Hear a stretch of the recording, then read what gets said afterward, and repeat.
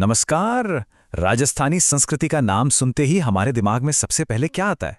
रंग बिरंगे कपड़े और शानदार लोक नृत्य, है ना? लेकिन आज के इस विश्लेषण में हम सिर्फ इन नृत्यों की सुंदरता की बात नहीं करने वाले। हम थोड़ा और गहराई में जाएंगे।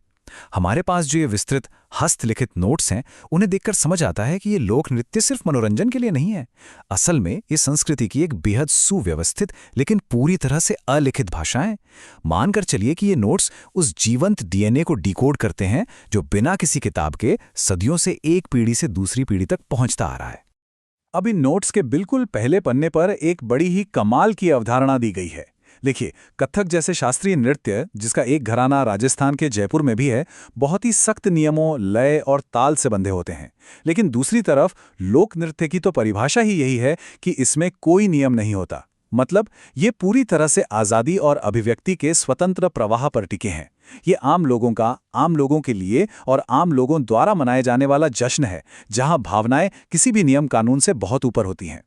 तो इन नोट्स के आधार पर हमारी आज की चर्चा मुख्य रूप से 4 स्तंभों पर टिकी होगी: क्षेत्रीय उत्सव, आस्था के नृत्य, व्यावसायिक प्रदर्शन और जनजातीय परंपराएं। और हाँ, आखिर में हम उस खास नृत्य पर भी बात करेंगे जिसे पूरे राजस्थान की आत्मा कहा जाता है। चलिए सबसे पहले बात करते हैं क्षेत्रीय उत्सव यानी माटी की धड़कन की। ये वो नृत्य हैं जो राजस्थान के अलग अलग जिलों और वहां के भूगोल से रचे बसे हैं। एक बात तो साफ है कि राजस्थान की संस्कृति हर जगह एक जैसी नहीं है। ये भौगोलिक विविधताओं का एक बहुत बड़ा कैनवास है। नोट्स की ये लंबी लिस्ट देखकर ही अंदाजा लग जाता है कि हर इलाके की अपनी एक बिल्कुल अलग पहचान है। शेखावाटी के नृत्यों का अंदाज मेवाड़ से एकदम अलग है और मारवाड़ की गतिशीलता की तो बात ही कुछ और है। इस तरह की भौगोलिक विविधता ने हर क्षेत्र को अपनी एक अनोखी मूवमेंट वोकैबुलरी यानी हरकतों की एक खास शब्दावली दी है। आइए इन क्षेत्रीय चमत्कारों के कुछ बेहद दिलचस्प उदाहरण देखते हैं। मारवाड़ का घुड़ला नृत्य एक ऐतिहासिक जीत का जश्न है, जहां महिलाएं जोधपुर के राजा सातल की याद में अपने सिर पर रोशनी से जगमगाते छिद्रित मटके रखकर नृत्य करती हैं। फिर आता है भीलवाड़ा के मांडल क्षेत्र का नाहर नृत्य। इसमें पुरुष सींग वाले शेरों की वेशभूषा पहनते हैं और नोट्स बताते हैं कि ये अनोखी परंपरा असल में मुगल सम्राट शाहजहां के समय से शुरू हुई थी। इसके अलावा भरतपुर और अलवर का बम नृत्य है, जो नई फसल आने की खुशी में बड़े बड़े नगाड़ों की थाप पर किया जाता है। ये सब दिखाता है कि कैसे इतिहास और खेतीबाड़ी ने इन नृत्यों को आकार दिया है। अब आगे बढ़ते हैं हमारे दूसरे वर्गीकरण की तरफ, जो है आस्था के नृत्य यानी गति में भक्ति। यहाँ नृत्य सिर्फ एक प्रदर्शन नहीं है, बल्कि भगवान से जुड़ने का एक बहुत ही शक्तिशाली जरिया है। फतेह फतेह ये सिर्फ कोई नारा नहीं है, बल्कि ऊर्जा का एक जबरदस्त विस्फोट है। हम बात कर रहे हैं बीकानेर के कत्रियासर के मशहूर अग्नि नृत्य की। जसनाथी संप्रदाय के लोग धधकते हुए अंगारों पर चलते हुए और इसी शक्तिशाली मंत्र का जाप करते हुए ये नृत्य करते हैं।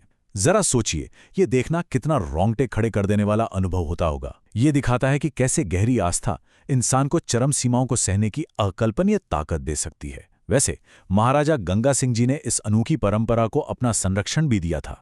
13, जी हाँ 13, ये कोई आम नंबर नहीं है। दरअसल ये उन मंजीरों की सटीक संख्या है जिन्हें कांवड़ संप्रदाय की महिलाएं विश्व प्रसिद्ध 13 ताली नृत्य के दौरान अपने शरीर पर बांधती हैं।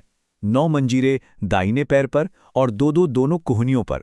इन नोट्स में इस 13 ताली नृत्य की बारीकियों को बहुत अच्छे से समझाया गया है। सबसे हैरान करने वाली बात तो ये है कि ये पूरा नृत्य बैठकर किया जाता है। महिलाएं अपने हाथों के मंजीरों से शरीर पर बंधे उन 13 मंजीरों पर प्रहार करते हुए 13 अलग अलग कलाओं का प्रदर्शन करती हैं। नोट्स में महान कलाकार मांगी बाई का विशेष जिक्र है। ये वही हैं जिन्होंने इस नृत्य को अंतर्राष्ट्रीय स्तर पर पहचान दिलाई और जिन्हें 1990 में संगीत नाटक अकादमी पुरस्कार से नवाजा गया था। हमारी तीसरी कैटेगरी है व्यावसायिक प्रदर्शन यानी पेशेवर कलाकार। चलिए देखते हैं कि कैसे ये लोग कलाएं ऐसे पेशेवर तमाशों में बदल जाती हैं जिनमें गजब की शारीरिक फुर्ती और कौशल की जरूरत होती है। इस श्रेणी में सबसे मशहूर नामों में से एक है कच्ची घोड़ी। नाम से ही जाहिर है, लकड़ी की घोड़ी। शेखावटी क्षेत्र का ये एक बेहद ऊर्जावान और व्यावसायिक लोक नृत्य है, जो अपने खास विजुअल स्टाइल और तेज गति के लिए जाना जाता है। कच्छी घोड़ी की सबसे खास बात है इसका पैटर्न। जैसा कि इन नोट्स में एकदम साफ साफ बताया गया है, नर्तक लकड़ी की घोड़ी पहनकर पंक्तियों में आगे पीछे बढ़ते हैं। और पता है इससे क्या होता है? इससे एक ऐसा कमाल का दृश्य बनता है मानो किसी फूल की पंखुड़ियां खिल रही हों और फिर बंद हो रही हों। मतलब ज्यामिति और नृत्य का एकदम परफेक्ट तालमेल।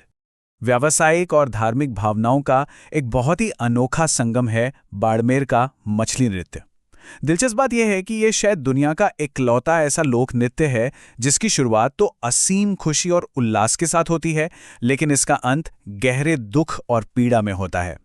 बंजारा जनजाति द्वारा किया जाने वाला ये नृत्य पूर्णिमा की चांदनी रात में जल देवता की कथा को दर्शाता है। एक ऐसी कथा जिसमें खुशी और भारी त्रासदी दोनों छिपी हैं। अब आते हैं हमारे चौथे भाग पर, जनजातीय परंपराएं या कहें प्राचीन पदचाप। यहाँ हम उन नृत्यों को समझेंगे जिन्हें स्वदेशी जनजातियों ने सदियों से संजोकर रखा है। इन नोट्स में एक साथ संकलित की गई ये सूचियां वाकई में अद्भुत हैं। भील, सहरिया और कालबेलिया जैसी जनजातियों के पास नृत्यों का एक बहुत ही विशाल खजाना है। ये महज कोई सूची नहीं है, ये बड़े पैमाने पर हुए सांस्कृतिक संरक्षण का एक जीता जागता सबूत है। बिना किसी स्कूल या कॉलेज के इन समुदायों ने पीढ़ियों से अपनी पूरी जीवन शैली को इन तालों में महफूज रखा है। भील जनजाति के नृत्यों में अक्सर एक मजबूत सैन्य इतिहास की झलक मिलती है, जैसे हाथी मना नृत्य, जिसमें पुरुष घुटनों के बल बैठकर तलवारें घुमाते हैं, या गैर नृत्य, जहां नर्तक लकड़ियों और तलवारों के साथ गोल घेरे में घूमते हैं। लेकिन सबसे चौंकाने वाली बात युद्ध नृत्य के बारे में है। नोट्स के मुताबिक ये एक तरह का मॉक बैटल यानी छद्म युद्ध है, और ये इतना आक्रामक और तीव्र हो जाता था कि राज्य सरकार को इसे कानूनी रूप से प्रतिबंधित ही करना पड़ा। अब जनजातीय कलाओं की बात चल रही हो और कालबेलिया का नाम ना आए, ऐसा तो हो ही नहीं सकता। सपेरा जनजाति के इस नृत्य ने वैश्विक स्तर पर जो उड़ान भरी है वो काबिले तारीफ है।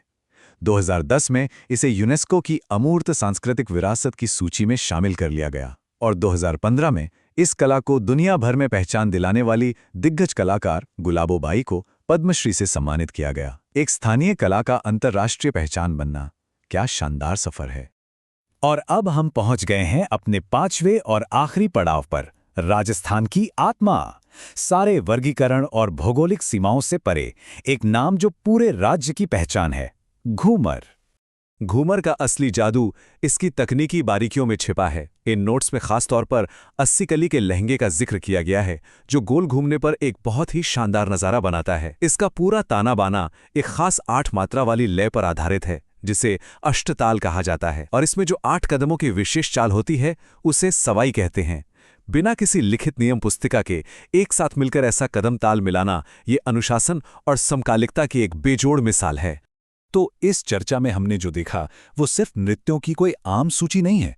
ये राजस्थान का वो जीवंत इतिहास है जो किताबों के पन्नों में नहीं बल्कि लोगों की धड़कनों में बसता है। आइए इस विश्लेषण को एक सवाल के साथ खत्म करते हैं।